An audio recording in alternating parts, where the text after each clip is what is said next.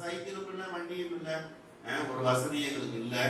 அப்போ ஹாஸ்பிட்டலுக்கு தையல் போட்டுக்கிறதுனால அவர் தோல்ல சுமந்து போனது எனக்கு இன்னும் ஞாபகம் இருக்கு. அவர் தலையில முண்டாசு கட்டியிருப்பார். அந்த முண்டாசை இருக்கு நான் புரிஞ்சிட்டேன். இதான் ஃபர்ஸ்ட் எக்ஸ்பீரியன்ஸ். ஏன்னா நம்ம தரையிலே நடந்து பழகின நமக்கு தரைக்கு மேல எங்க அப்பா ஒரு 5 அடி உயரம் இருப்பார். 6 அடி 5 அடியிலேருந்து 5 அடி இருப்பார். அப்ப அந்த உயரத்துல தூக்கி நம்ம தோல்ல வச்சு கொண்டு போகும்போது நமக்கு தரையை பார்க்கும்போது பயமா இருக்கு. அப்ப இருக்க அந்த முண்டாசை நான் புரிஞ்சுக்கிட்டேன், எனக்கு ஞாபகம். அப்போ தகப்பனாக நம்மை சுமந்து கொண்டு போகிறார்கள். அது நம்முடைய சரீரத்தை மாத்திரமல்ல, நம்முடைய வாழ்வையே அவர்கள் நம்முடைய எதிர்காலத்தை அவங்க என்ன செய்யறாங்க, நமக்கு திட்டமிட்டு கொடுக்கிறார்கள். நல்ல ஒரு எதிர்காலம் அமைவதற்காக நம்முடைய தகப்பனார் நம்மை பல விதங்களில் சுமக்கிறாங்க. சொல்லுங்க, ஒரு தகப்பன் இளம் வயதுல அந்த பிள்ளைகளுக்கு உதவி செய்யாவிட்டால் நிச்சயமா அந்த பிள்ளைகள் படிக்க முடியாது. நல்ல தகப்பனாக இருந்து குடும்பத்துக்கு தேவையான ஆதாரத்தையும் பாதுகாப்பையும் ஒரு தகப்பன் தராவிட்டால் அந்த குடும்பத்தினுடைய எதிர்காலம் கேள்விக்குறியாகிவிடும். அந்த குடும்பம் ஆசிர்வதிக்கப்படணும்னா நிச்சயமாக அந்த தகப்பன் நல்ல தகப்பனாக இருந்து அந்த தகப்பன் என்ன செய்யணும், அந்த குடும்பத்தை நடத்தி செல்ல வேண்டும். அல்லேலூயா. சரி, ஆண்டவருக்கு ஸ்தோத்திரம். எனவே நான் அவர் அருகே செல்ல பிள்ளையாக இருந்தேன். ஆனால் இன்னைக்கு ஆண்டவரை நீங்க கேளுங்க, ஆண்டவரே நாம ஒரு பிள்ளையா இருந்தா பத்தாதுப்பா, நான் செல்ல பிள்ளையா இருக்கிறேன். பிள்ளையா இருந்தா போறாரு, நான் செல்ல பிள்ளையா இருக்கேன் சொல்லி கேட்கணும். எல்லாருமே செல்ல பிள்ளையா இருக்கணுங்கிற ஆசை இருக்கு. இந்த முதல் பிள்ளைகளுக்கு ஒரு பிரச்சனை வரும். அந்த பிரச்சனை என்ன அப்படிங்கிறத நான் பார்த்துருக்கிறேன். எனக்கு உணர முடியல. ஏன்னா நான் பையன், எங்க வீட்டுல 2வது பையன். ஆனா பிறப்புட எங்க அம்மாவுக்கு நான் 7வது பிள்ளையா போனது. இந்த மூத்த பிள்ளைகளுக்கு ஒரு பிரச்சனை ஒண்ணு வரும். அது என்னன்னு கேட்டா, முத அந்த பையனோ பொண்ணோ பிறந்ததுனால அவங்க தாய் தகப்பன் தாத்தா பாட்டி சுத்தி இருக்கிற எல்லாரும் சேர்ந்து அன்பை பொழியோ அது மேல என்ன செய்வாங்க, அன்பை பொழிவாங்க. பொழிஞ்சுக்கிட்டே இருக்கும்போது திடீர்னு என்ன ஆகும், 2 வருஷம் கழிச்சு 3 வருஷம் கழிச்சு ஒரு குட்டி பாப்பா பிறந்தது. அது ஆணோ பொண்ணோ பிறந்தது. அப்போ இந்த மூத்த பிள்ளைக்கு ஒரு ஏக்கம் வரும். கிராமங்கள்ல சவளம் இல்லாமா என்னது, அதுகளுக்கு ஒரு ஜலசி வந்து அதுகளுக்கு ஒரு கோபம் வரும். தன் பேர்ல 100% எல்லாரும் காட்டின பரிவு அன்பு ஆதரவுல இப்ப என்ன ஆகுது, விரிஞ்சு போகுது. கொஞ்சம் பங்கிடப்படுங்கிறத அந்த பிள்ளைகளால சின்ன வயசுல ஏற்றுக்கொள்ள முடியாது. அந்த ஆதரவுக்கு அந்த பிள்ளைங்க வெளிப்படுது. கிள்ளிடும், தள்ளி விட்டுரும். இல்லாட்டி பேச தெரிஞ்ச வயசு வந்தா நீ ஏன் இருக்கிற, நீ எனக்கு கொலையா போயிட்ட அப்படின்னு பேசக்கூட ஆரம்பிக்கலாம். அப்ப கவனிங்க, பிள்ளையா இருப்பது என்பது சாதாரணமானது. ஆனா செல்ல பிள்ளையா இருப்பது விசேஷமானது. செல்ல பிள்ளையா ஏன் இருக்க வேண்டும், செல்ல பிள்ளையா இருந்தால் என்ன கிடைக்கும்?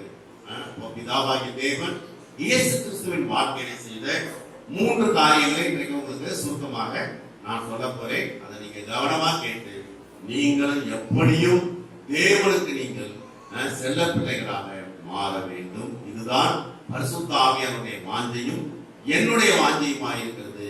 தேவன் அதையே உங்களுக்கு எதிர்பார்க்கிறார். நம்முடைய சொந்த குமாரனே உங்களுக்கு என்று தந்தவர் மற்ற எல்லாவற்றையும் அவரோடு கூட உங்களுக்கு அருளாக இருக்கிறது. எப்படி? ரோமர் 8ஆம் அதிகாரம் நம்முடைய சொந்த குமாரன் செல்ல பிள்ளையே உங்களுக்காக கொடுத்திருக்கிறார்னா தேவனுடைய அன்பு எவ்வளவு பெரியது உணர முடியல. கைத்தட்டி கர்த்தரை ஸ்தோத்திரம் பண்ணுங்க. இப்பொழுது யோவான் சுவிசேஷம் 8ஆம் அதிகாரம் அதனுடைய 29ஆம் வசனம். என்னை அனுப்பினவர் என்னுடனே கூட இருக்கிறார். பிதாவுக்கு பிரியமானவைகளை நாம் எப்பொழுதும் செய்கிறபடியால் அவர் என்னை தனியே இருக்க விடவில்லை என்றார். சொல்லுங்க. அப்ப பாருங்க, என்னை அனுப்பினவர் என்னுடனே கூட இருக்கிறார். இயேசுவை யாரை அனுப்புனது? பிதா அனுப்பி வைக்கிறார்.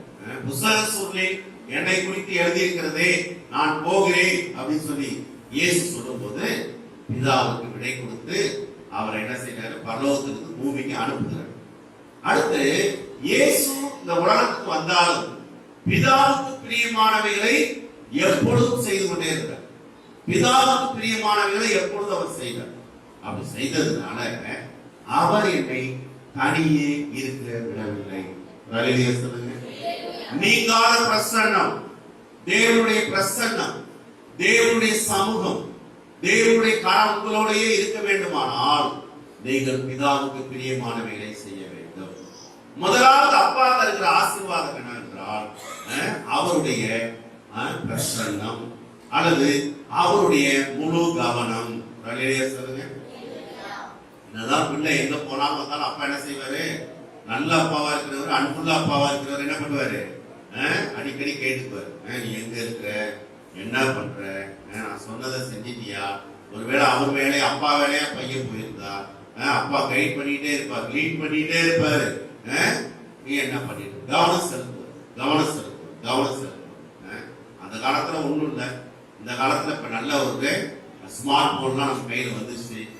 வீடியோ காலில் பேசிக்கலாம், அப்புறம் வாட்ஸ்அப்ல பேசிக்கலாம், வாட்ஸ்அப் அல்லது போன் பண்ணி பேசிக்கலாம், அல்லது சாட் பண்ணிக்கலாம். வாட்ஸ்அப்ல நாம வந்து நிறைய காரியங்களை செய்து கொண்டு வாய்ப்புகள் இருக்கு. அப்போ தொடர்புகளை கம்யூனிகேட் பண்ண இப்ப நிறைய காரியங்கள் இருக்கிறதுனால தகப்பனும் மகனோட கூட கம்யூனிகேட் பண்ணலாம், மகனும் தகப்பனோட கூட என்ன செய்யலாம், நல்லா கம்யூனிகேட் பண்ணலாம். இப்போ தேவனை பொறுத்த வரைக்கும் அவருக்கு இதெல்லாம் நம்மள போல ஸ்மார்ட் போன்லாம் அவருக்கு தேவையில்லை. அவர் எங்கும் இருப்பவர், ஆவியாய் இருப்பவர், வானத்திலும் இருக்கிறார், பூமியில் இருக்கிறார். வானம் அவருக்கு சிங்காசனம், பூமி அவருக்கு பாதபடியாய் இருக்கிறது. அதனால தேவன் ஆவியாய் இருக்கிறார். தேவன் தம்முடைய குமாரனாகிய இயேசுவோடு அவர் இருக்கிறார். அவருடைய கரம் இருக்கிறது, தனித்து இருக்க விடவில்லை. இதுதான் முக்கியம். ஒரு அப்பா தன்னுடைய மகனை தனியே இருக்க விடாமல் அவர் கூடவே இருக்கிறார். பாருங்க, இதுதான் முதல் ஆசீர்வாதம். சொல்லுங்க. அப்போ நம்மை நடத்துகிறவர், நமக்கு போதிக்கிறவர், நம்மை போஷிப்பவர், நம்மை தாங்குகிறவர், மாத்திரமல்ல நம்முடைய நலனை விரும்புகிறவர். சொல்லுங்க. இவ்வளவு ஒரு நல்ல ஜீவிய, ஒரு தகப்பனை, அப்பாவை உணராம உலகம் நடந்துக்கிறது தான் ஆச்சரியம். புரியுதுங்களா? அப்போ நிச்சயமாக தன்னுடைய சாயல், எந்த ஒரு அப்பாவும், நல்ல அப்பாவும் தன்னுடைய மகனுக்கு தீமை செய்ய மாட்டார். மகன் கெட்டவனா இருந்தாலும், மகன் தூரம் போனாலும் அப்பா அப்பாவாக தான் இருப்பார். ஏனென்றால் அவர் உண்மையான அப்பா. சொல்லுங்க. கெட்ட குமாரன் காரியத்தில் என்ன பண்ணி பார்த்தோம், அவன் தான் கெட்டவன், இடையவன். சொத்த குடுன்னா அவன் உழைச்சது இல்லை, சொத்த குடுன்னா சொத்த வாங்கிட்டு போனான். அதை என்ன செஞ்சான்? வீணடிச்சுட்டான். இப்ப போறதுக்கு வேற இடம் இல்லை. மீண்டும் நாம் வரத்தக்க நல்ல ஒரு இடம் இருந்தால் அது தகப்பன் வீடு. சொல்லுங்க. தகப்பன் வீட்டை போல வேற எங்கேயுமே உங்களுக்கு சுதந்திரமோ அல்லது உரிமையோ ஆசீர்வாதமோ கிடைக்கவே கிடைக்காது. சொல்லுங்க. அப்போ மீண்டும் தகப்பன் வீட்டுக்கு வந்தா இவன் வந்து ஏற்ற இறக்கம் உள்ளவன். முதல்ல வந்து பிரிவினைவாதத்துல சொந்தம் வாங்கிட்டு போனான். இப்ப சேர்ந்துக்கிற மனநிலையில அப்பாட்ட வந்தான். ஆனாலும் தகுதி இல்லாத உணர்ந்து சொன்னான், எனக்கு மகனா இல்ல, ஒரு வேலைக்காரனா என்னை ஏத்துக்குங்கன்னு சொன்னான். ஆனா அப்பா வந்து வேலைக்காரனா ஏத்துக்கல, மகனாகவே ஏற்றுக்கொண்டார். எல்லாம் கைத்தறி கத்தர் சொல்றாங்க. அப்போ பிதாவுக்கு பிரியமானவர்களை நான் எப்பொழுதும் செய்கிறபடியா, இப்ப நீங்க உங்களுடைய மனசாட்சியை கேளுங்க, நீங்க பிதாவுக்கு பிரியமானது செய்யுங்க. ஒவ்வொரு நாளும் நீங்க எதை செஞ்சாலும், சின்னதோ பெருசோ, ஒருத்தரை திட்டுறதா இருந்தாலும் சரி, வாழ்த்துறதா இருந்தாலும் சரி, ஒருத்தருக்கு நன்மை செய்யறதா இருந்தாலும் சரி, தீமை செய்யறதா இருந்தாலும் சரி, டக்குனு கொண்டாந்து அங்க போட்டுங்க. இது பிதாவுக்கு பிரியமா இருக்குமா? நீ பண்றதெல்லாம் பிதாவுக்கு பிரியமா இருக்குமா? பிதாவுக்கு பிரியமா இருந்தா பிதா அவனோட இருப்பாரு. இது பிதாவுக்கு அடுக்காது, நீ செய்யறதெல்லாம் நீ வந்து உலகத்தானுக்கு உரிய காரியங்கள் நீ செஞ்சுட்டு பிதா அவனோட இருக்க மாட்டேன், பிதாவோட இருக்க மாட்டேன். சவுலாட்டம் ஒரு நாளைக்கு கத்த வேண்டியது. ஆண்டவரே ஆண்டவரே ஏன் என்ன கை விட்டீங்க? ஆண்டவர் பேசவே இல்லை அவன்கிட்ட. சொன்னதை செய்தால போய் அதெல்லாம் அழிச்சுட்டு வர அபிமேலக்கு அந்த ஜாதியை அழிச்சுட்டு வா அப்படின்னு சொன்னா இவன் வேற வேற ஒரு தந்திரமான வேலை செய்யலாம். ஆளு மாடலாம் என்ன பண்றாரா? இவர் ரொம்ப பெரிய ஞானி. இவரு அவர் சொல்றாரு, ஆண்டவர் அப்பதான் சங்கீதத்தை சொல்றாரு, பூமியில நடமாடுற எல்லா மிருக ஜீவனும் என்னுடையது, நீ ஒண்ணு எனக்கு கொடுக்க வேண்டாம். அப்போ நாம இன்னைக்கு வாழ்க்கை சரியில்லை, டோட்டலா சொல்றேன், யாரையும் குறிப்பிட்டு சொல்லல. நான் 40 வருஷமா ஊழியம் செய்யற பல சபைகளுக்கு போயிருக்கேன், பல மாநிலங்களுக்கு போயிருக்கிறேன், அனதர் கண்ட்ரிக்கெல்லாம் நான் போயிருக்கிறேன். சரியில்லை. பிதாவை பிரியப்படுத்துறதை விட அவங்க வந்து தன்னை பிரியப்படுத்தி கொள்றாங்க. உனக்கு ரோல் மாடல் இயேசு கிறிஸ்து தான். இயேசு கிறிஸ்துவை நீ பின்பற்றீங்கன்னா இயேசு கிறிஸ்துவாக நீ உயர்த்தப்படலாம், ஆசீர்வதிக்கப்படலாம். ஆனா இயேசு கிறிஸ்துவை பின்பற்றது இல்லை. நாம யார் பின்பற்றுறோம் அப்படின்னு பார்த்தா சில நேரங்கள் என்ன பண்ணிடுறோம், திறமையா திருடி போய் சொல்லி அல்லது அரசியல்லையோ ஆன்மீகத்திலேயோ அல்லது உங்களுடைய குடும்பத்திலேயோ ஒருத்தன் என்ன செய்யலாம், அவன் வந்து பிதாவுக்கு அடுத்த காரியங்களை அவன் செய்யல, பிசாசுக்கு அடுத்த காரியங்களை செஞ்சிருக்கலாம். ஆனா உனக்கு ரோல் மாடலா நீ போய் பிசாசுக்கு அடுத்தவன் எடுத்துக்கிற. சரி, ரோல் மாடல் இயேசு. இயேசு சொல்றாரு, விசுவாசத்தை துவக்குகிறவரும் விசுவாசத்தை முடிக்கிறவரும் ஆகிய அவருங்க அவருடைய அடிசூடல்களை பின்பற்றி பாருங்கள். பிரதான ஆசாரியனுடைய அடிசூடல்களை பின்பற்றி பாருங்கள். நம்முடைய பிரதான ஆசாரியன் பரிதபிக்கிற மகா பிரதான ஆசாரியன். ஐயோ பாவம் பரிதபிக்கிற. பழைய பாட்டில் இருந்த பிரதான ஆசாரியன் பரிதபிக்கிற. அவன் என்ன செஞ்ச, இந்த பாவம் செஞ்சியா, இதுக்குரிய இத்தனை ஆடு, இந்த ஆடை கொண்டாந்து பலியிடுன்னு சொன்னான், பரிதாபம். ஆனால் நம்முடைய இரட்சகராகிய இயேசு கிறிஸ்து நமக்காக பரிதாபப்படுகிற பிரதான ஆசாரியன் மாத்திரமல்ல, இப்பொழுது பிதாவிடத்திலே நமக்காக பரிந்து பேசிக் கொண்டிருக்கிற பிரதான ஆசாரியர். கைதறி கத்தரை சோதரம் பண்ணுவோம். 103 சங்கீதம் 21 பாருங்க. 103 கர்த்தருக்கு பிரியமானதை செய்து அவர் பணிவிடைக்காரராயிருக்கிற அவருடைய சர்வ சேனைகளை அவரை ஸ்தோத்திரிக்கிறார். கர்த்தருக்கு பிரியமானதை தான் நம்ம செய்யறோமா? அதான் கேள்வி. நீங்க வீட்டுல செய்யறதெல்லாம் கர்த்தருக்கு பிரியமா தான் செய்றீங்களா? உங்க வியாபாரம்லாம் கர்த்தருக்கு பிரியமா தான் இருக்குதா? உங்களுடைய கொடுக்கல் வாங்கலாம் கர்த்தருக்கு பிரியமா இருக்குதா? உங்க பேச்சு கர்த்தருக்கு பிரியமா இருக்குமா? உங்க எண்ணங்கள் சிந்தைகள் கர்த்தருக்கு பிரியமா இருந்தா ஆண்டவர் சொல்வாரு, பிரியமே நீ ரூபவதி அப்படின்னு சொல்லுவாரு.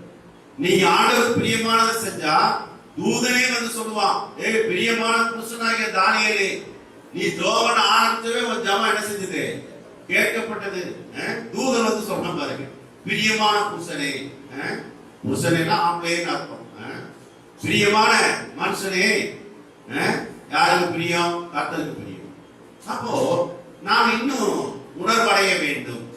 நாம் இன்னும் கர்த்தர்ட்ட கேட்கணும், ஆண்டவரே உங்க பிரியமானதை செய்ய முதல் நல்லாவியான உத்தரை கொண்டு என்னை சபையான பாதையில் நட. காலையில் இருக்கணும் ஜெபம் பண்ணுங்க. நீ வந்து மனம் ஒரு குரங்கு, இருதயமானது மகா கேடுள்ளதும் கிறுக்குள்ளதும். இருதயம் உனக்கு இருக்குன்னா அது கேடு உள்ளது, கிறுக்கு உள்ளது. அதை நீ சரி பண்ண முடியாது. அதை யார் சரி பண்ணணும்? ஆவியானவர் கண்ட்ரோல் பண்ணணும். என்னை நிரப்பு இயேசு தெய்வமே, என்னை நிரப்பு இயேசு தெய்வமே. வலதுபுறம் நான் சாயாமல் இடதுபுறம் சாயாமல் நேர்வழியாக நடக்கத்தக்கதாக என் பின்னாக இருந்து பேசுங்கப்பா. ஆவியானவரே பேசுங்க. நான் இரவு பகலா அப்படிதான் ஜெபம் பண்றேன். ராத்திரில 3 மணிக்கு முடிஞ்சாலும் அதான் நான் எழுப்பி சொல்றேன், என்னை நிரப்பு இயேசு தெய்வமே. ஆவியானவரே என்னை நிரப்புங்க. என் கண்களை தொடுங்க, உங்களை நான் பார்க்கணும். என் காதை தொடுங்க, உங்களுடைய குரலை நான் கேட்கணும். ஏன்னா ஆண்டவர் சொல்றாரு, காது உள்ளவன் கேட்க கடவுள்கிறார். அப்படின்னா என்ன அர்த்தம்னா, செவி கொடுக்க மாட்டேடா, காதை அடைச்சிக்கிறியடா, செவிட்டு விரியன்களே. யோவாசான சொன்னான். என்ன சொன்னா, இது சின்ன மெல்லிசைக்கு வந்து தலையாட்டக்கூடியது நல்லா பார்க்கும். ஆனா என்னதான் நீ மகுடி போதுனால அது ஆடாது. எது? விரியன். சொல்ல புரியுதா? அதனால நீங்க நல்ல பாம்பா இருக்கணுமா விரியனா இருக்கணுமா? நல்ல பாம்புனா கொத்துறதுக்கு சொல்லல, டான்ஸ் ஆடுறது. ஆண்டவர் ஆடினா ஆனது. நேற்று பிள்ளைங்களாம் தஞ்சாவூர் போயிட்டு வந்தாங்க. என் பேர் தஞ்சாவூர் பொம்மை வாங்கிட்டு வந்துருக்காரு, தலையாட்டி பொம்மை வாங்கிட்டு வந்துருக்காரு. தஞ்சாவூர் பொம்மை பாடிக்கு போயிட்டு இருக்கிறாங்க. எல்லா ஊர்ல இருக்கிற பொம்மை ஏதோ இருந்து போட்டோம். ஆனா தஞ்சாவூர் பொம்மைக்கு ஒரு விசேஷம் இருக்குது. அது நல்லா தலையாடும், நல்லா தலையாடும். ஆண்டவர் அதான் விரும்புறார். சொல்லும் அடியே கேட்கிறேன் அப்படின்னு நம்ம சாமுவேலை போல நம்ம தலையாட்டத்துக்கு ரெடியா இருந்தா ஆண்டவர் பேச ரெடியா இருக்கிறார். நீ எங்க தலையை தான் ஆட்டம் பண்றீங்க. தஞ்சாவூர் பொம்மையில 2 இருக்கு. ஒண்ணு வந்து கீழே கால் இல்லாத ஒண்ணு இப்படி ஆடிட்டா கரெக்டா வந்து அதே நிலையில நின்று அதுவும் ஆடும். இன்னொன்னு வந்து கை காலெல்லாம் அசைச்சு பரதநாட்டியம் பண்ண அப்படி தலையாடிட்டே இருக்கும். அது கொஞ்சம் காசு 200-300 ரூபாய் தான் கொடுப்பான். தலையாட்டி பொம்மை, தஞ்சாவூர் தலையாட்டி பொம்மை. அது போல நீ ஆண்டவருக்கு நல்ல தலையாட்டணும். எஸ், சொல்லுங்க ஆண்டவரை கேட்கிறேன். எங்கு செல்ல வேண்டும், என்ன சொல்ல வேண்டும், எப்படி ஜெபிக்க வேண்டும், எதற்காக ஜெபிக்க வேண்டும் கற்றுத்தாரு அப்படின்னு சொல்லி ஆண்டத்தை நல்ல தலையாட்டணும். அவருக்கு பிரியமானதை செய்து அவர் பணிவிடைக்காரராயிருக்கிற அவருடைய சர்வ சேனைகளே அவரை ஸ்தோத்திரிக்கும். ஆண்டவருக்கு பிரியமானதை செய்யதாங்க சபை ஆண்டவர் தெரிந்து கொண்டாரு. நீ சபையிலே இருந்துட்டு உலகத்திலே நீ இருந்துட்டு நீ பிசாச மகிமைப்படுத்தி உன் மாமானை பிரியப்படுத்துற, மச்சானை பிரியப்படுத்துற, அப்பாவை பிரியப்படுத்துற, மகனை பிரியப்படுத்துற, ஆணும் கற்பனை ஏழைகிட்ட வந்து கேட்கிற, நீ ஏன் வந்து என்னை விட உன் பிள்ளைகளை மதிப்பானே? அதாவது ஆண்டவர் கையில இருக்கிறது இருப்புற கருப்புல பட்டேன், மொத்த பக்கமா வச்சு வெட்டுறது இல்லை, இந்த பக்கமும் வெட்டிடும். அதனால பசங்க பண்றான் தப்பா பண்ணா எண்ணெயும் வெட்டும். அதனால ஊழியக்காரன் அவன் இஷ்டத்துக்கு பிள்ளைய வளர்க்க முடியாது. அதனால மத்தவன் வாங்குற அடியை விட ஊழியக்காரன் பிள்ளைங்க வாங்குற அடி கொஞ்சம் அதிகமா இருக்கும். ஏன்னு கேட்டா ஆண்டவர் பயந்து நாங்க அப்படி வளர்க்க வேண்டும் பிள்ளைய. சொல்லுங்க. அப்ப கவனிங்க, கர்த்தருக்கு பிரியமானதை செய்து அவர் பணிவிடைக்காரராய். அப்ப நம்ம ஏனோ தானம் பண்றோம் வாழ்க்கையில. நாம ஜெபம் ஏன் நடக்கல, ஏன் அவர் அற்புதம் நடக்கல, ஏன் நன்மைகள் நடக்கல, ஏன் காரியங்களை விட்டுக்கட்ட, ஏன் தடைகள் வருது அப்படின்னு கேட்டா பிரசன்னம் இல்லாத ஒரு வாழ்க்கை. என்ன வாழ்க்கை? தேவ பிரசன்னம் இல்லாத ஒரு வாழ்க்கை, அல்லது தேவன் நம்மோடு கூட இல்லாத ஒரு வாழ்க்கை. புரியுதுங்களா? தேவன் நம்மோடு இருப்பாரானால் நாம போகும் முன்பே காரியங்களை கர்த்தர் ஒழுங்குபடுத்துவார். தேவன் நம்மோடு இருப்பாரானால் நமக்கு முன்பாக இருக்கிற சகல காரியங்களையும் கர்த்தர் ஒழுங்குபடுத்துவார், போனதை சரி பண்ணுவார். கடந்த நாள்ல நாங்க கடற்காராதனை பண்ண போனோம். அங்க சூழ்நிலை சரியில்லை. ஏன்னா அந்த கிராமம் வந்து ஒரு 10 வருஷமா இவங்க அங்க போகவே இல்லை. புது கிராமம், அங்க உள்ளவங்க எப்படி கோஆபரேட் பண்ணுவாங்கன்னு சொல்லி சத்தியமூர்த்தியே கொஞ்சம் என்ன செஞ்சாரு, கொஞ்சம் யோசித்தார், பயந்தார் அவரு. ஆனா கர்த்தர் எங்களோட இருந்தார். நாங்க போனோம். போயிட்டு நான் கேட்டேன், என்ன பிரச்சனை, ஏன் காலதாமதம் பண்ணணும், நல்ல நேரம் பாக்குறாங்க? இல்ல சார், ரைட்டு. அப்புறம் என்ன காரணம், யாரும் வரணுமா? இல்ல. அப்புறம் என்ன, ஆரம்பிக்க வேண்டியது. கர்த்தர் எங்களோட இருந்தார். கர்த்தருக்கு ஸ்தோத்திரம். நல்லபடியாக காரியங்களை முடிச்சு எந்த சலசலப்பும் இல்லாமல் சஞ்சலம் இல்லாமல் நாங்க வந்து சேர கர்த்தர் உதவி செய்தார். கலையிலேயே சொல்லுங்க. 2 ரீஜனல் மீட்டிங் நான் போனேன். ஒன்று நான் நடத்த வேண்டியது, இன்னொன்று நான் பங்கு பெற்றேன். அப்போ அந்த காரியங்கள் கர்த்தருடைய காரியங்களோடு இருந்தது. தேவன் எல்லாவற்றையும் எங்களுக்காக நல்லபடியாக முடித்து கொடுத்தார். ஹல்லேலூயா. ஸ்தோத்திரம். நீங்க கர்த்தரோட இருந்தால், கர்த்தர் உங்களோடு இருந்தால், நீ நினைப்பதற்கும் வேண்டிக் கொள்வதற்கு அதிகமானதை தேவன் செய்வார். ஹல்லேலூயா. எபேசியர் 3:20 நீ விரும்பினதை கர்த்தர் உனக்கு செய்வார். சங்கீதம் 20, சங்கீதம் 4. நீ கர்த்தருக்கு பயந்து இருந்தால் உன் விருப்பத்தின்படி செய்து உன் கூப்பிடுதலை கேட்டு உன்னை ரட்சிப்பார். ஹல்லேலூயா. அதாவது நாம உண்மையிலேயே தேவனுக்கு பிரியமானதை செஞ்சிட்டு இருந்தோம்னா தேவன் நமக்காக யாவையும் செய்வார், செய்து முடிப்பார். ஹல்லேலூயா சொல்லுங்க. இந்த செய்தியுடைய இறுதியில உங்களுடைய பாக்கியம் என்ன அப்படிங்கிற ஒரு காரியத்தை எனக்கு ஆவியானவர் சொன்னார். அதனால நீங்க கவனமா கேட்டுட்டு வாங்க. இந்த செய்தியின் இறுதியில சொல்றேன், நீங்க எவ்வளவு விசேஷமானவங்க, தேவன் எவ்வளவாய் உங்கள் பேர்ல அன்பு வைத்திருக்கிறார், தேவன் எவ்வளவாய் உங்களுக்கு அதிகார பத்திரத்தை கொடுத்திருக்கிறார்னு நேற்று லேசான ஆவியில தியானிக்கும் போது எனக்கே ரொம்ப பரவசமா இருந்தது. அதனால நாம எவ்வளவோ ஜெபம் பண்ணிருக்கலாம், எவ்வளவோ துதிச்சிருக்கலாம், எவ்வளவோ விசுவாசித்திருக்கலாம், எவ்வளவோ நாம் அவநம்பிக்கையா இருக்கலாம், அல்லது கர்த்தருக்கு பிரியமில்லாம நடந்திருக்கலாம். ஆனால் இந்த சத்தியத்தை நீ உணர்ந்தால் உன் வாழ்க்கை மாறும். ஹல்லேலூயா. நான் சாதாரண பிள்ளை இல்ல, நான் ஒரு செல்ல பிள்ளை. ஆமா, சம்திங் ஸ்பெஷல். அவருக்கு நான் வந்து ஒரு விசேஷமா இருக்கிறேன். அதனால எல்லாரும் செய்யறத அவர் செய்ய போறதில்ல, எனக்கு மாத்திரம் ஒண்ணு செய்ய போறார். ஹல்லேலூயா சொல்லுங்க. எல்லாருக்கும் என்ன வாங்கிட்டு போவாங்க, வீட்டுல 4 பிள்ளை இருந்தா அல்லது 2 பிள்ளை இருந்தா 2லயுமே ஒரு டெமான்ஸ்ட்ரேஷன் காட்டுறது தான் நம்ம ஆளுங்களுக்கு புத்தி. அம்மா பிள்ளையா அப்பா பிள்ளையா? ஏசாவும் யாக்கோப்பும் 2 பசங்க, 2 பேரும் ஒரே நேரம் தான் பிறந்தாங்க. ஜஸ்ட் முன்ன பின்ன பிறந்தான், அவ்வளவுதான். ஒரே கர்ப்பம், ஒரே நாள்ல பிறந்தான். நிமிஷங்கள் மாறி இருக்கு, அவ்வளவுதான். ஆனா ஏசாவுடைய மனைவி என்ன பண்ணிட்டாங்க, சாரி ஈசாவுடைய மனைவியும் ஆளுக்கு ஒரு பிள்ளைய பிடிச்சிட்டு நேசிக்கு. இது தப்பு. அப்படி இருக்கக்கூடாது. ஏற்ற இறக்க இருக்கக்கூடாது. நீ ஏற்ற இறக்க காமிச்சுன்னா நீ வந்து பிதாவுக்கு பிரியமானவன் அல்ல. அவர் நல்லோர் பேருக்கும் தீயோர் பேருக்கும் மழையை பெய்ய பண்ணி சூரியனை உதிக்கப்பட்டார். இன்னைக்கு எவனாச்சும் கொஞ்சம் காசு தட்டினான்னா அவனை போல உண்டாகிறது. அவனால பிரயோஜனம் இல்லை அப்படின்னா என்ன பண்ணிடுறது? நீ ஒரு தகப்பனா? தகப்பனே கிடையாது. கர்த்தருக்கு பிரியமானது அல்ல. ஐயா, திருடனா இருந்தாலும் நல்லவனா இருந்தாலும் கெட்டவனா இருந்தாலும் அம்மா பெத்த பிள்ளைய என்னைக்கு என் பிள்ளைன்னு சொல்லவே மாட்டான். நான் தான் பெத்தேன், என்ன பண்றது? சரி அப்படி பேசுவாங்க. ஆனா அப்பா என்ன செஞ்சுவான், நீ அப்பனுக்கு நான் உனக்கு நீ எனக்கு பிள்ளைக்குள்ள நான் உனக்கு அப்பனுக்குள்ள பேசுவோம் பட்டு சொல்ல முடியுங்களா? அம்மா சீக்கிரம் பேச, ஆனா அப்பா பேசுவான். கவனிங்க, அப்போ சம்பாதிச்சு கொடுத்தாங்க கொடுக்காட்டி என்ன, அவன் நம்ம பிள்ளை தான், அவன் பலவீனன். அப்போ பலவான் சம்பாதிக்கிறான், பலவீனன் சம்பாதிக்கணும், அவன்தான் வித்தியாசம். ஒருத்தருக்கு ஞானம் அதிகமா இருக்கு, அறிவு இருக்கு, திறமை இருக்கு, ஒருத்தருக்கு கொஞ்சம் கம்மியா இருக்கு, ஆனால் நீ தான் பெற்ற இல்லையா? அப்ப எப்படி நீ அதை நீ ஒருத்தரை வயற்றி ஒருத்தருக்கு மரியாதை கொடுத்து ஒருத்தருக்கு மரியாதை கொடுக்காம ஒருத்தரை கனவீனப்படுத்தி அப்படி செய்யறது துரோகம். அது கர்த்தருக்கு பிரியமில்லை, கர்த்தருக்கு பிரியமில்லை. சரிங்களா? இப்ப நம்முடைய பிதாவாகிய தேவன் அன்புள்ளவராக இருக்கிறார். அவர் நல்லோர் பேரும் தீயோர் பேரும் சூரியனை உதிக்கப்படி மாய பெய்யப்படுறார். உண்மையிலே என்ன செய்யணும், நாம அப்படிதான் பண்ணுவோம். இது ஒண்ணுக்கு போதாது, இதுக்கு எதுக்கு மழை, இதுக்கு எதுக்கு சூரியன் அப்படின்னு விட்டுருவோம். ஆனா ஆண்டவர் அன்புள்ளவர் இருக்கிறாங்க. அவனுக்கு அந்த மழை, அவனுக்கு அந்த சூரியன், அவனுக்கு அந்த லாபம், அவனுக்கு அந்த உரம், அவனுக்கு அந்த தீவ தண்ணீர் எல்லாத்தையும் கொடுத்து ஆண்டவர் என்ன செய்யறாரு, இம்மையிலே தங்கள் பங்கை பெற்றிருக்கிற உலக ஜனங்கள். இந்த உலகத்தனால அவன் தின்னு கொடுத்து மரும அவனுக்கு கிடையாது. ஏன்னு கேட்டா அவன் இயேசுவை ஏற்றுக்கொள்ள, இயேசுதான் வழி. அதனால இம்மையில தேவன் வித்தியாசம் பார்க்காம எல்லாரையும் ஆசீர்வதிக்கிறார் பாருங்க. இதான் அன்புள்ள பிதா, அன்புள்ள தகப்பன். அதனால வித்தியாசம் காட்டக்கூடாது, பேச்சிலையும் காட்டக்கூடாது, செயலையும் காட்டக்கூடாது. நாம முயற்சிக்கணும், நல்ல தகப்பனாக இருக்க முயற்சிக்கணும், நல்ல தகப்பனா நம்ம நடக்கணும். கர்த்தருக்கு ஸ்தோத்திரம். அப்ப நீங்காத பிரசன்னம் என்னங்க, நீங்காத பிரசன்னம். சரியா? இரண்டாவது காரியத்துக்கு போலாமா?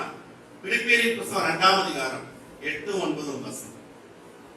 பிலிப்பியரின் புத்தகம் 2ஆம் அதிகாரம் 8-9.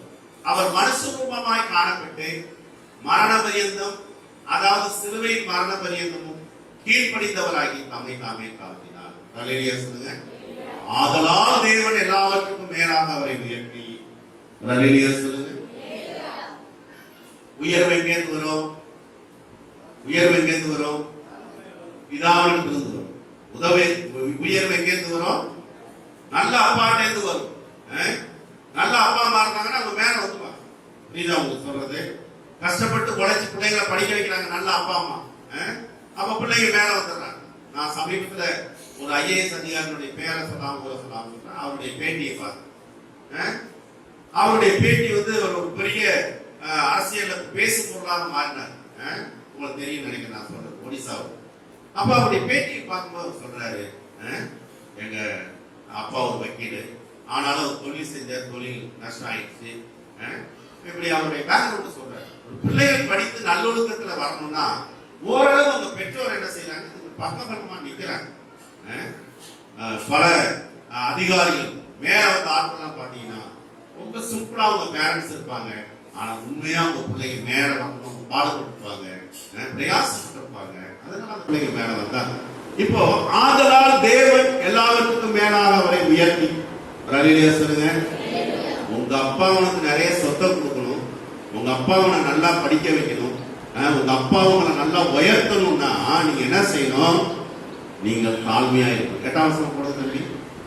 அதாவது மரண பரியந்தமும் சிலுவையின் மரண பரியந்தமும் கீழ்ப்படிந்தவராகி தம்மை தாமே காக்கும்.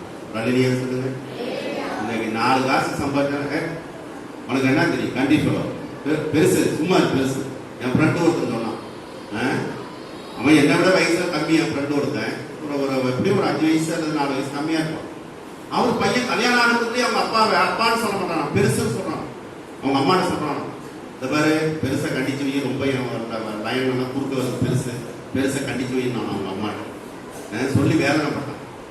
அப்ப கவனிங்க, இந்த பெருசு இருந்ததுதாக்கா நீ இன்னைக்கு சிறுசா இருந்த பெருசா வந்துருக்கிற, அதை சிந்திக்கிறது இல்ல. இவங்களுக்கு ஒரு மமதை வந்துடும். கல்வி கற்ற உடனே ஒரு மமதை. சொல்ல முடியுதுங்களா? கல்வி அறிவு ஒண்ணுக்கு உதவ சொல்ல முடியுங்களா?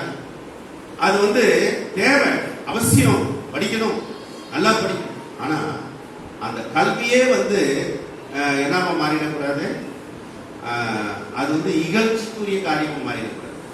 கற்க கசடர கற்ற பின் நீ என்ன படிச்ச அதன்படி நட, பெரியவங்களை மதிக்கணும், உனக்கு காரணமா இருந்த ஏழையை நீ உதைக்க கூடாது, நன்றி உள்ள ஒரு காரியமா நம்ம நடந்துக்கணும், நன்றி மறக்க கூடாது.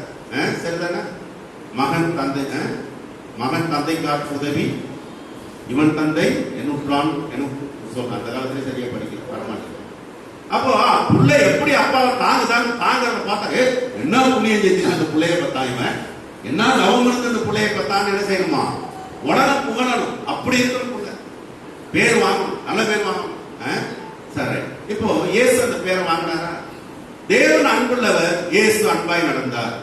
தேவனின் தற்சூர்பமாக, தேவனின் மகிமையின் தற்சூர்பமாக தேவனுக்குரிய எல்லா கணம் துதி அது பாத்திரராக இயேசு இந்த உலகத்தில் நடந்து காமிச்சார்.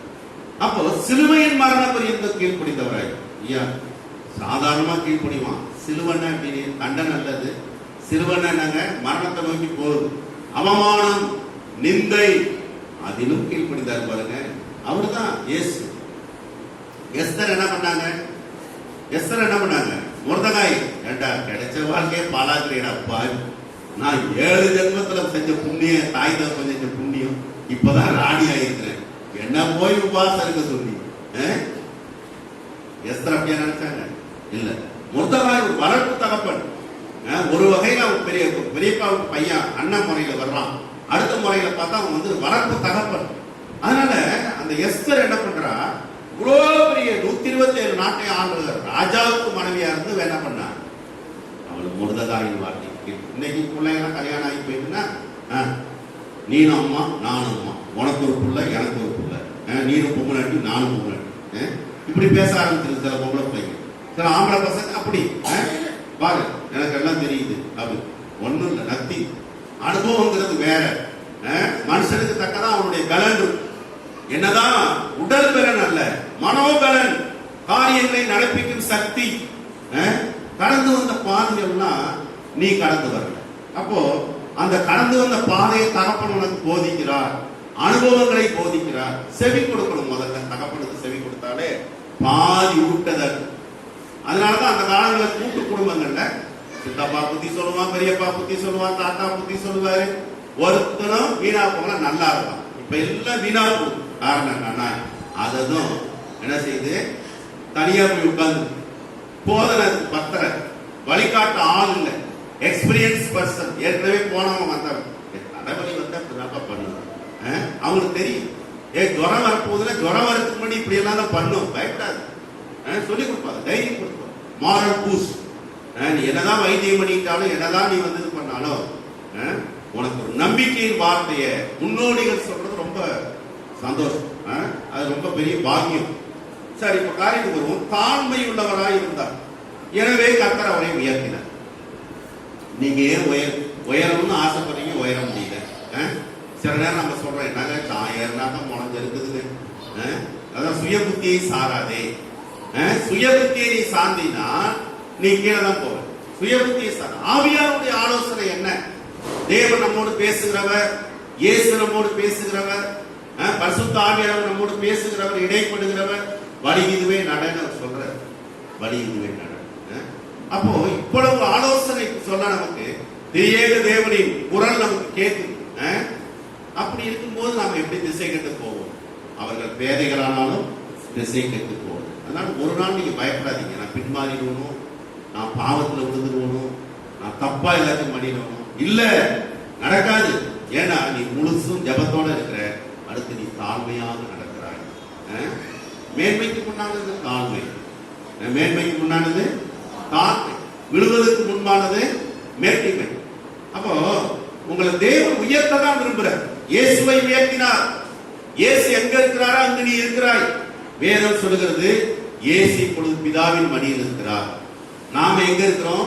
கிறிஸ்துவுக்குள் இருக்கிறோம். இப்ப நாம எங்க இருக்கிறோம் சொல்லுங்க எல்லாரும்? பிதாவுக்கு அருகில் இருக்கிறோம். கை கொடுத்து சொல்லுங்க, பிதாவுக்கு அருகில் இருக்கிறோம், அப்பாவுக்கு அருகில் இருக்கிறோம். நாம் இயேசுக்குள் இருக்கிறோம். இயேசு பிதாவின் மடியில் இருக்கிறார். நாம் இந்த உலகத்தில் அனாதைகள் அல்ல, திக்கற்றவர்கள் அல்ல, இந்த உலகத்தில் நாம் தனிமையானவர்கள் அல்ல. பிதா நம்மோடு இருக்கிறார். இயேசு யோவான் சுவிசேஷத்துல சொல்றாரு, ஒருவன் என் இடத்துல அன்பா இருந்தால் அவன் என் கற்பனைகளை கை கொள்வான். அவன் என் கற்பனைகளை கை கொண்டால் நானும் என் பிதாவும் வந்து அவன் இடத்துல என்ன செய்வோம்? வாசம். ஏற்கனவே உங்களுக்கு பரிசுத்த ஆவியானவர் வாக்கு பண்ணப்பட்டுட்டார். இப்ப பிதாவும் இயேசு என்ன பண்றாங்களா? அதான் ரகசியம். அப்போ திரியேக தேவனுக்கு நிகரானவர் யார்? எல்ஷடாய் தெய்வம், தாயும் தந்தையுமானவர், சர்வ வல்லமையுள்ள தேவன். அப்ப தேவனால் கூடாத காரியம் ஒன்றும் இல்லை. நாம இன்னைக்கு சின்ன சின்ன காரியங்களுக்கெல்லாம் அழுதுட்டு இருக்கிறோம் ஆண்டவர்கிட்ட, சின்ன சின்ன காரியங்களுக்கெல்லாம் போராடிட்டு இருக்கிறோம். இனிமே ஒண்ணு செய்யுங்க, நான் போராட போறதில்லை, நான் அழ போறதில்லை, நீங்க பார்த்துக்குங்க. கையை உயர்த்தி தேவனோடு கூட உறவாடவும், தேவனோடு கூட சம்பாசிக்கவும், அந்த தேவ பிரசன்னத்தை அனுபவிக்கவும் கர்த்தர் உங்களுக்கு உதவி செய்வார். அல்லேலூயா சொல்லுங்க. கர்த்தர் நல்லவர், அவர் அறிவார். நீங்கள் ஜெபிக்கும் முன்பாகவே உங்களுக்கு தேவை என்னதென்றவர் அறிந்திருக்கிறார். அப்படி இருந்து ஏன் நம்மளால இன்னும் பெற்றுக்கொள்ள முடியலன்னா, நாம இன்னும் அந்த பிரசன்னத்துக்குள் கடந்து போகல. இன்னும் தேவனுக்குள், அந்த பிரசன்னத்துக்குள், தேவன் செய்வார் என்ற நம்பிக்கைக்குள், தேவன் பார்த்துக் கொள்வார் என்ற விசுவாசத்துக்குள்ள போகாம நாமளா ஏதாச்சும் முண்டி அடிச்சு தச்சுக்கணும்ட்டு நாம முயற்சி பண்றதுனாலதான் பல சிக்கல்கள் சிக்கல் மேல் சிக்கல் வருது. அதனால கூடுமான வரைக்கும் என்ன செய்ய, வாழ்வது ஒரு வாழ்க்கை, அது இயேசுவுக்காக. அல்லேலூயா சொல்லுங்க. நீ சாத்தானை பிரியப்படுத்துறதுனாலயோ, உன் மாமா மச்சான சொந்தக்காரனை பிரியப்படுத்துறதுனாலயோ ஒன்னும் கிடைக்காது, ஒன்னும் கிடைக்காது. அவனே வரமாட்டான், வரலோது நிச்சயம் இல்லை. அவன் வருமானத்துக்கு இருந்த ஒரு கேரண்டி கிடையாது. ஏன் நீ மனுஷனை பிரியப்படுத்தணும்னு ஆசைப்படுறீங்க? படாதீங்க. ஆண்டவரே, வாழ்றது ஒரு வாழ்க்கை, நான் வந்தது வந்துட்டேன், உங்களுக்காக வந்துட்டேன், இனிமே வேற வேஷம் கிடையாது. ஒரே வேஷத்தோட என்ன நிந்தையா இருந்தாலும் சரி, அவமானமா இருந்தாலும் சரி, எங்கள் தேவன் தப்பு வைக்க வல்லவராய் இருக்கிறார். அவர் தப்பு வைத்தாலும் சரி, தப்பு வையாமல் போனோம், அப்படி ஒரு உறுதியான முடிவு இருக்கும். நமக்கு தப்பு வைக்காம விட்டாருன்னா என்ன பண்றது, காப்பாத்தாம கை விட்டாருன்னா என்ன பண்றது அப்படின்னு நமக்கு ஒரு நம்பி ஒரு இது வந்து பயம், ஒரு சந்தேகம். புரியுதுங்களா? இயேசுவை தேவன் உனக்காகவும் எனக்காகவும் சிலுவையிலே கைவிட்டார். அல்லேலூயா. அதுவரை இயேசுவை தனியே இருக்க பிதா அனுமதிக்கவே இல்லை. இப்ப பிதா கூடவே இருந்தா இயேசுவை என்ன செய்ய கைவிட முடியாது. பாவங்கள் இயேசுவின் பேர்ல வரணும், இயேசு பலியாக வேண்டும். பிதாவுடைய கோபம் தனிய, நீதி உள்ள கர்த்தர், பாவத்துக்குரிய தண்டனை யாரோ ஒருத்தர் அனுபவித்தாக வேண்டும்.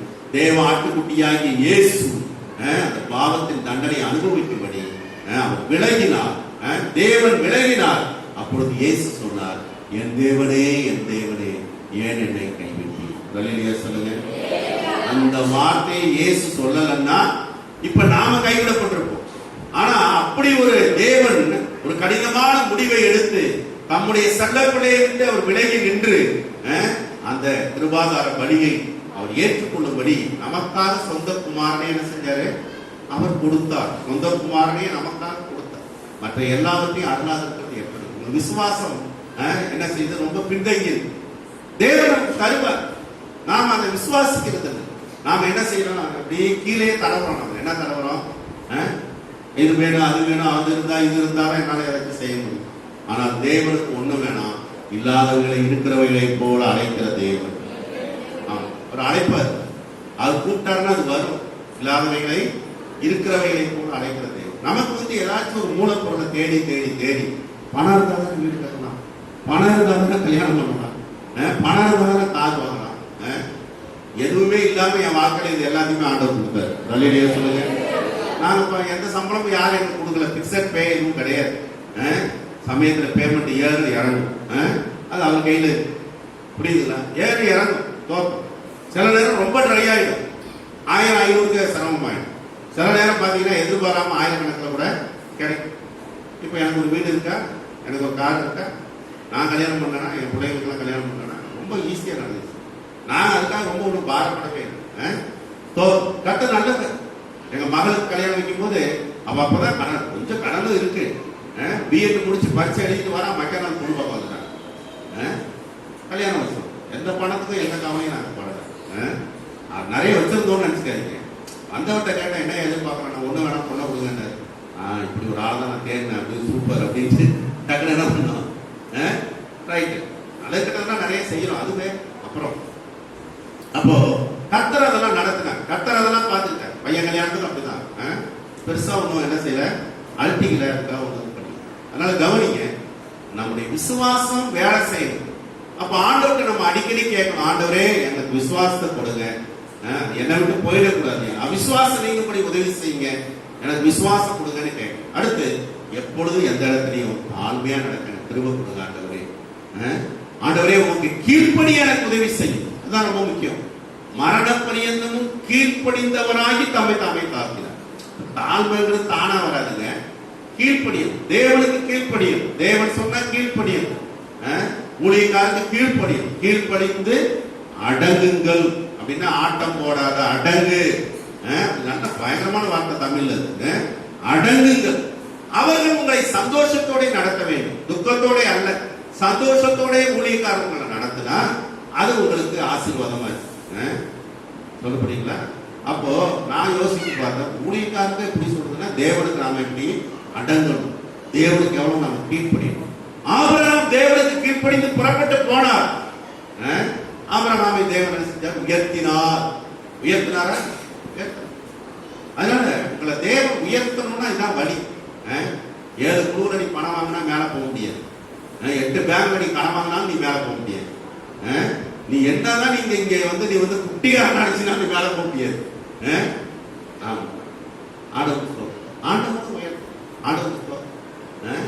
கிருபையினால நான் சில வருஷங்கள் 2 வருஷத்துக்கு ஒரு காரை மாத்தினேன். அன்னைக்கு ஒருத்தர் கேட்டார், அண்ணா என்ன கார் மாத்தாம வச்சிருக்கீங்க, 5 வருஷம் ஆயிட்டு. நான் சொன்னேன், என்ன முன்ன போல இல்லப்பா, இப்போ ஆலோசனை கேட்க வேண்டியிருக்கு, நமக்கு வயசாகுது, நாம இண்டிவிஜுவலா எதுவும் செய்யறது இல்லை, இப்போ கவுன்சிலிங்ல போக வேண்டியிருக்குது அப்படின்னு சொல்லி சொன்னேன். இப்போ கவனிங்க, மத்தவன் பார்த்து நம்மளை பார்த்து பொறாமப்படத்தக்கதாக தேவன் நினைச்சாருன்னா நம்மள என்ன செய்வாரு? மாத்திட்டே இருப்பாரு. நான் பணம் வச்சுட்டேன்னா கார் வாங்கல, காரை வேணா ஒன்னும் வேணா கடன் தொலைச்சா போதுண்டான்னு ஒரு தடவை ஒரு காரை விட்டுட்டேன். 4,000 ஸ்விஃப்ட் காரை விட்டேன். கொஞ்ச நாள் சும்மா இருக்கானா, ஒரு நாள் 1 மாசத்துல ஆண்டு சும்மா இருக்கின்றாரு. இப்ப நான் போற காரை குறித்து ஆண்டு நான் கேட்டேன், என்ன ஆண்டவரே மேல மேல என்ன மாட்டி விடுறீங்களா அப்படின்னு. அவர் சொன்னாரு, உனக்காக அல்ல, உன்னுடைய சர்வீஸ்க்காக இதை நான் கொடுக்குறேன். என் மகிமையை சுமந்துக்கு போற நீ என்ன செய்யக்கூடாது, இதுக்கு கீழே போகக்கூடாது. இப்போ இது போல இருக்கிறது தான் நான் நினைச்சா திருச்சி போக முடியுது, நினைச்சா நான் பல இடங்களுக்கு கூட்டங்களை நடத்துறேன். இப்ப நம்ம சபையை நான் நடத்துறேன், ஆனா எனக்கு கீழே ஆண்டவர் என்னை நம்பி இப்ப 100கணக்கான போதகர்களை வழி நடத்த எனக்கு திரும்ப கொடுத்துருக்கிறேன். கொடைக்கானல்ல இருந்து இப்ப திருவாரூர் வரைக்கும் இருக்கிற போதகர்களுக்கு நான் தான் ரெஸ்பான்சிபிள். அவங்களுடைய நல்லதோ கெட்டதோ அது நம்ம ஜபத்தை கொடுத்துருக்கு, நம்ம ஜபத்துல அவங்களை தாங்க வேண்டியது. எத்தனை நாளைக்கு ஆண்டவர் என்ன சுமையை வைக்கிறாரோ அந்த சுமையை நம்ம சுமக்கணும். அதுக்கேற்ற வசதிகளை தேவன் நமக்கு செஞ்சு கொடுப்பார். அல்லேலூயா. ஒருவன் எனக்கு ஊழியம் செய்தால் பிதாவாகிய தேவன் அவனை கனம் பண்ணுவார். அல்லேலூயா சொல்லுங்க. ஆமா, காரே இல்லாத காலத்துல அட்லீஸ்ட் ஒரு பியட் கார் கிடைக்காதான்னு ஆசைப்பட்டிருக்கிறேன். என்னது இட்டாலி கார், பியட் கார் அந்த காலத்துல சின்னோண்டா இருக்கு. இப்ப கூட ஒரு 10,000 குத்திங்கன்னா கூட எங்கேயாச்சும் வாங்கிட்டு வந்துடலாம். கொஞ்சம் தூரம் ஓடும், அவ்வளவுதான். அந்த விலைக்கு தகுந்தாமல் என்ன செய்யுது, ஒரு கடத்தலுக்கு போறதுக்கு நீங்க பயன்படுத்திக்கலாம். பியட் கார் 10,000 15,000 20,000 கிடைக்கும். இப்போ இருக்கா எல்லாம் ஒழிச்சு கட்டிட்டாங்களா தெரியல,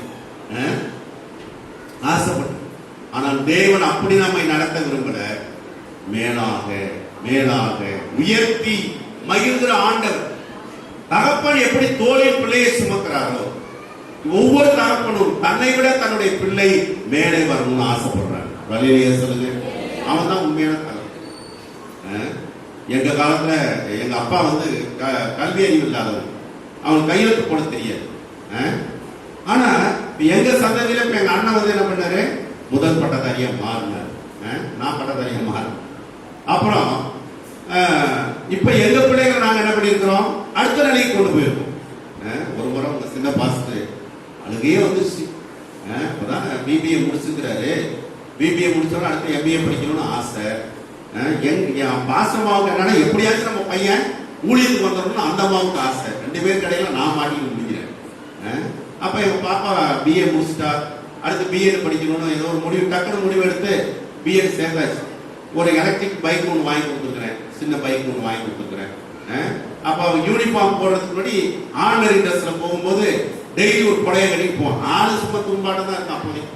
ஆனா அது என்ன செய்யும், டெய்லி ஒரு புடைய கட்டி சல்லு போயிட்டு ஒரு நாள் சொன்னார், சின்ன பாசம் என்கிட்ட சொன்னார், டெய்லி ஒரு இதுல சல்லு போறான். அடுத்த இதுக்கு போயிட்டா அடுத்த நிலை படிக்கணும் அப்படின்னாங்க. நான் சொன்னேன் படிக்க வைக்கிறேன், நான் படிக்க வைக்கிறேன். எம்பிஏ படிச்சாப்புல, எம்பிஏ படிச்சாப்புல, எல்லாத்துக்கும் நான் சப்போர்ட் ஆகிருந்தேன். கொஞ்சம் கஷ்டம்தான், ஏன்னா ஊழியத்தில் இருப்போம், நமக்கு ஒரு பெரிய நிரந்தர வருமானம் இல்லை. இருந்தாலும் உள்ள ஆசைப்பட்டான், சரி படிக்கணும், நமக்கு கிடைக்காது நம்ம பிள்ளைக்கு கிடைக்கணும், அதுதான் நல்ல தகவல் அழகு படி அப்படின்னு சொன்னேன். ஈடு கொடுத்தோம், நம்ம கொடுத்த வாக்கை காப்பாற்றணும்ல, ஈடு கொடுத்தேன், செலவு செஞ்சோம். புரியுதா? நல்ல தகப்பன் தன்னுடைய பிள்ளைக்கு என்ன செய்வான்? தியாகம் பண்ணுவான், கடினமா உழைப்பான், பாடுவான். பிதாவாகிய தேவன் நம்முடைய குமாரனாகிய கிறிஸ்துவுக்கு எல்லாவற்றையும் கொடுத்து போகிறார்.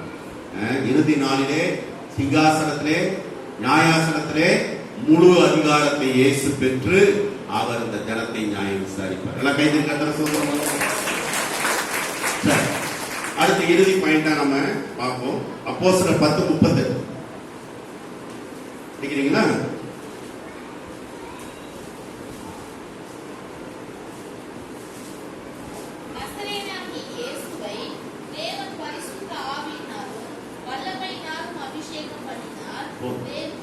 நசரேயனாகிய இயேசுவை தேவன் பரிசுத்த ஆவியினாலும் வல்லமையினாலும் அபிஷேகம் பண்ணினார். தேவன் அவருடனே கூட இருந்தபடியினாலே அவர் நன்மை செய்கிறவராயும் பிசாசின் வல்லமையில் அகப்பட்ட யாவரையும் குணமாக்குகிறவராயும் சுற்றி தெரிந்தார். சொல்லுங்க. அன்னைக்கு ஏஞ்சல் வந்து எனக்கு ஆவியின் கனிகள்லாம் கிடைக்கும், ஜோம் பண்ணுங்கப்பா அப்படின்னா நான் ஜோம் பண்ணேன். இப்ப கவனிங்க, கனிகள் வேறு மரங்கள் வேறு.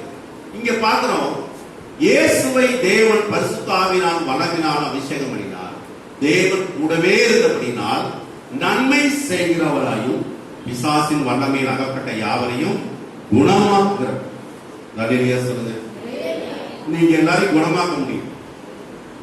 மன வியாதி, சரீர வியாதி, அந்த வியாதிகளை நீங்க சுகமாக்க முடியும். அப்ப எப்படி சுகமாக்க முடியும்? தேவன் உங்களோட இருந்தா நீங்க நன்மையும் செய்வீங்க, பிசாசின் வல்லமையில் அகப்பட்ட மற்றவர்களை நீங்க குணமாக்க முடியும். சொல்லுங்க. வியாதி வர பல காரணம். பாவம் ஒண்ணு, பிசாசின் வல்லமை, அடுத்து சுகாதார குறைவு, நிறைய காரியங்கள் இருக்குது. இப்போ பிசாசின் வல்லமையில் அகப்பட்டவனை என்ன செய்ய முடியாது? மருந்தால் சுகப்படுத்த முடியாது. பிசாசின் வல்லமையில் அகப்பட்டவனை தேவ வல்லமையினாலே விடுவிக்க வேண்டும். உதாரணத்துக்கு 18 வருஷம் கூனியா இருக்கிற ஒரு பாட்டியம் அங்க ஆலயத்துக்கு வருது. ஏசு என்ன பண்றாரு? ஆபிரகாமின் குமாரத்தி இவளை கட்டி வைத்திருக்கிற சாத்தானின் வல்லமையிலிருந்து விடுவிக்கிறேன்னு அவளை நிமிர பண்ணார் ஆண்டவர் இயேசு. அல்லேலூயா சொல்லுங்க. எல்லா வியாதியும் பாவத்தினால வருது, எல்லா வியாதியும் சுகாதார குறைவினால வருது நம்ம சொல்ல முடியாது இல்லைங்களா? இப்ப அறிவு நமக்கு வளர்ந்து பாக்டீரியா, வைரஸ் இதெல்லாம் நமக்கு தெரியுது. ஒரு 100 வருஷத்துக்கு முன்னாடி அவன்கிட்ட சொன்னா வைரஸும் தெரியாது, பாக்டீரியாவும் தெரியாது, பிசாசு அடிச்சுட்டு ஒரே வார்த்தை. அப்ப கவனிங்க, பிசாசு வல்லமையில் அகப்பட்டவர்களை குணமாக்கினார், நன்மை செய்தார். என்ன செய்தார்? அவங்க நன்மை. இன்னைக்கு ஏன் உங்களால் நன்மை செய்ய முடியல? மற்றவங்களுக்கு ஏன் உங்களால் உதவி செய்ய முடியல? அந்த வல்லமை இல்லை உங்களுக்கு. ஏன் இல்லை? பிதா சம்பூர்ணமா கொடுக்கிறார். பிதா அள்ளி அள்ளி கொடுக்கிறார். அமுக்கி குலுக்கி சரிந்து விழத்தக்கதாக மடியிலே போடுறார். யாரு? தேவன் போடுறார். அப்ப தேவனுடைய பிள்ளைகளா இருக்கிற நாம கொடுக்கிறவர்களா இருக்கணுமா, வாங்குறவங்களா இருக்கணுமா? எங்க அவன் கொடுப்பான்? அரசாங்கம் என்ன ஓசி கொடுப்பான்? இல்ல எந்த கடையில ஒண்ணு வாங்கினா ஒண்ணு கொடுப்பான்? உனக்கு தெரியுமா? எவனும் அப்பா வீட்டுல இருந்து ஒண்ணு கொண்டு வரவே இல்லை. ஒண்ணு வாங்கினா ஒண்ணு கொடுக்குறான்னா அதோட விலையை என்னதான் அர்த்தம்? நீ வாங்குற 100 ரூபாய்க்கு அந்த 2 பாக்கெட். அவங்க அப்பா நான் பெரிய இவனா, அதனால இவருக்கு ஒண்ணு வாங்கினா ஒண்ணு இலவசமா கொடுக்கணும். அவங்க அப்பா வந்து சொந்தையா கொடுக்குறாரு இல்ல, உனக்கு 2ம் கொடுத்து அது மாதிரி லாபமும் எடுக்கலாம் அந்த 100 ரூபாயில. ஆனா நம்ம 100 ரூபாய்க்கு கொடுத்துட்டு என்ன செய்யலாம்? 100 ரூபாய்க்கு ஒண்ணு வாங்கினா ஒண்ணு இலவசமா கொடுத்தான். நீ தான் ஏமாளி. அவன் அந்த 20 ரூபாய் சம்பளம் என்ன பண்ணிட்டான்? லாபமும் சம்பாதிச்சுட்டான்.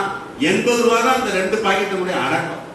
அது புடவையா இருந்தாலும் சரி, நீ வாங்குற ஆயிலா இருந்தாலும் சரி, நீ வாங்குற எதா இருந்தாலும் நிச்சயமாக கொடுக்கிறவன் அவங்க அப்ப வேண்டிய சொத்தை கொடுக்கவே மாட்டான். இதான் கார்பரேட். கார்பரேட்னா என்னன்னா உன் கையை எடுத்து உன் கண்ணில் குட்டுவான். இப்ப இந்த இலவசம் யாருன்னா உங்க அப்பா வந்து சொல்லும். புரியுதா உங்களுக்கு? ஒண்ணு வாங்கினா உங்க இலவசமா கொடுத்தான அவன் கொடுக்கல, நீ தான் உன் காசுல அந்த 2ஐயும் வாங்கியிருக்காதான் உண்மை.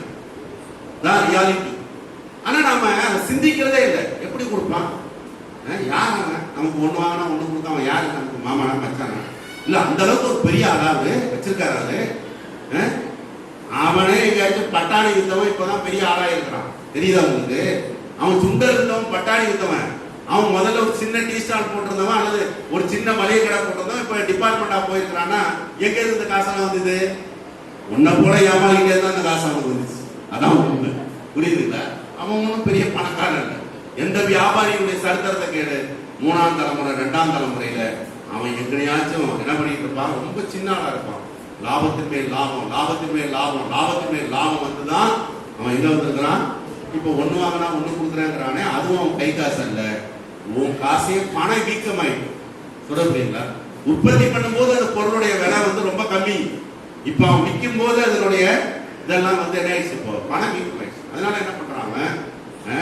அதனுடைய ஒரிஜினல் ரேட்டு 30 ரூபாய், 30 60 ரூபாய். அப்புறம் ஷோரூமுக்கு வருது, லாபம் 20 ரூபாய். எல்லா செலவும் 100 ரூபாய் வாந்தலையில கட்டி அவன்கிட்டே 2 கொடுத்துட்டான். இதுதான் உண்மை. சரி, இப்ப நம்ம அடுத்த காரியத்தை போல நன்மை செய்ய வேண்டும், நாம் மற்றவர்களுக்கு உதவி செய்ய வேண்டும், நாம் மற்றவர்களை ஆசீர்வதிக்க வேண்டும். கர்த்தர் அந்த நிலைக்கு நம்மை உயர்த்துவார். எப்பன்னா நம்முடைய உள்ளத்தை திறந்து கொடுக்கும். என்னத்தை திறந்து கொடுக்கணும்? உள்ளத்தை திறந்து கொடுங்க. மனம் உண்டானால் மார்க்கம் உண்டாகும். மனம் உண்டானால் மார்க்கம் உண்டாகும். கர்த்தர் அதை பார்த்துக்குவார். மனசு தான் வேணும். ஆனா அந்த மனசையே நாம என்ன செய்யணும்னா ரொம்ப இறுக்கமா வச்சு. அதனாலதான் ஆண்டவர் சொல்றாரு, மனம் திரும்புங்கள், தேவனுடைய ராஜ்யம் சமீபம். பாவத்திலிருந்து மனம் திரும்பும், ஜென்ம சுவாபத்திலிருந்து மனம் திரும்பும். அடுத்து என்ன செய்யணும்? அந்த என்ன சொல்றது, பிசினாரித்தனம், கஞ்சத்தனம், இதுல இருந்தாலும் மனம் திரும்பும். ஏன்னா இப்ப நீ வேற ஒருத்தவங்களுடைய பிள்ளையாக அடாப்ட் பண்ணப்பட்டிருக்கிற. தலையிலேயே சொல்லுங்க. இப்ப படிங்க, நான் முடிக்க போறேன். யோவான் சுவிசேஷம் 1ஆம் அதிகாரம் 12ஆம் வசனம். இதுதான் உங்களுக்கு கிளைமாக்ஸ். யோவான் சுவிசேஷம் 1ஆம் அதிகாரம் 12ஆம் வசனம். அவருடைய நாமத்தின் மேல் விசுவாசம் கொண்டவர்களாய் அவரை ஏற்றுக்கொண்டவர்கள் எத்தனை பேர்களோ அத்தனை பேர்களும் தேவனுடைய பிள்ளைகளாகும்படி அவர்களுக்கு அதிகாரம் கொடுத்தார். தலையிலேயே சொல்லுங்க. இப்போ இந்த வசனம் ரொம்ப சிம்பிளா நமக்கு தெரியுது. நான் இந்த ஆண்டவரை சம்பாதிச்சுட்டே இருந்தேன். ஆண்டவரே, இந்த பிரசங்கத்தை நான் எப்படி கொண்டு போறது? செல்ல பிள்ளை இயேசு, அடுத்து ஆபிரகாம் செல்ல பிள்ளையா, தாவீது செல்ல பிள்ளையா அப்படின்னு என் எண்ணம் ஒன்று. ஆண்டவர் சொல்றாரு, இல்ல, ஆபிரகாம் என்னுடைய சிநேகிதன், தாவீது என் இருதயத்துக்கு பிரியமானவன். கவனிக்கிறீங்களா? ஆனா இயேசுவின் மூலமாய் என்னை ஏற்றுக்கொள்ளுகிற புதிய ஏற்பாட்டு கிறிஸ்தவர்கள் தான் என்னுடைய செல்ல பிள்ளை. எபிரேயர் புத்தகத்தில் அழகா எழுதுகிறார், ஆக்கியோடு எழுதுகிறார், அவர்கள் நம்மை இல்லாமல் பூரணராகாதபடிக்கு விசேஷித்த நன்மையானது ஒன்றை நமக்கு அவர் நியமித்து வைத்தார். ஆபிரகாம் சரி, தாவீதும் சரி, அல்லது பழைய ஏற்பாட்டில் வர தானியேலும் சரி, சிம்சோனும் சரி, அவங்க யாருமே கிட்ட போக முடியாது. ஏன்னா அவெல்லாம் மணவாளனுடைய தோழர்கள். அவங்களாம் யாருங்க சொல்லுங்க? மணவாளனுடைய திங்கிற வரைக்கும் உட்கார்ந்து வேணா மாப்பிள்ளை பந்தியில தின்னுக்கலாம். ஆனா மணவாட்டியாக முடியாது. அவங்கெல்லாம் யாராக முடியாது? மணவாட்டியாக. மணவாட்டி மணவாளனுக்குரியவள், மணவாளன் மணவாட்டிக்குரியவர். அப்ப முற்றிலும் அனுபவிக்க, முற்றிலும் அறிந்து கொள்ள, அல்லது முற்றிலும் என்னது ரெண்டரை கலக்கிறது யாரு? மணவாளனும் மணவாட்டி. உடலும் உயிரும் யாரு? உடலும் உயிரும் யாரு? மணவாளன் மணவாட்டி.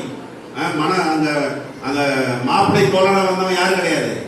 உடல்லையும் சேர முடியாது, உயிர்லையும் அவன் சேர முடியாது. பழைய ஏற்பாட்டு பரிசுத்தவான்களுக்கு இல்லாத ஒரு பாக்கியம் புதிய ஏற்பாட்டு பரிசுத்தவான்களாகிய நமக்கு ஆண்டவர் தந்திருக்கிறார்.